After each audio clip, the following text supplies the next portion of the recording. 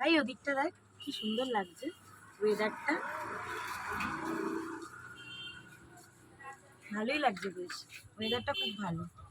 So আমরা চলে এসেছি মন্দারমণিতে, মানে এটা হচ্ছে চলখোলাতে আমরা নেমেছি। গলার অবস্থা খুবই খারাপ। চলখোলাতে নেমেছি, ওখান দিয়ে অটো বুক করেছি, নেমে আগে টিফিন খেয়েছি, তারপরে অটো বুক করেছি। আর এটা মিডিলে কোথাও একটা দাঁড়িয়েছি।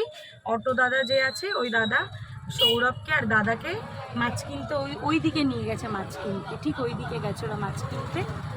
বললো যে মন্দারমণিতে গেলে নাকি অনেক দাম নেবে, তাই আমরা এখান থেকে একটু মাছ টাছ কিনে নিচ্ছি, যাবো এখন সোজা মন্দারমণি। মানে ওরা মাছ কিনে চলে আসলেই আমরা চলে যাব।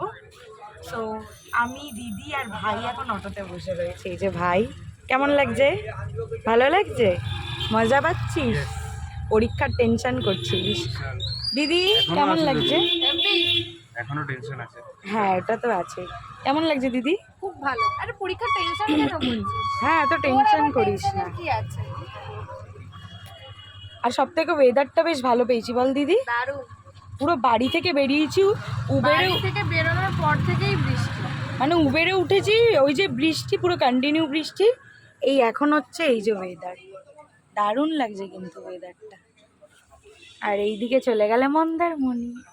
চলো দুদিন ভালো করে এনজয় করি, তাই তো দিদি? একদম। তোর বিয়ের আগে তো এই লাস্ট ট্রিপ, আবার বিয়ের পর, তাই তো? ভাই একটু মন খুলে মজা করে নে, টেনশন পরে করবি, পরীক্ষার টেনশন। Tension tension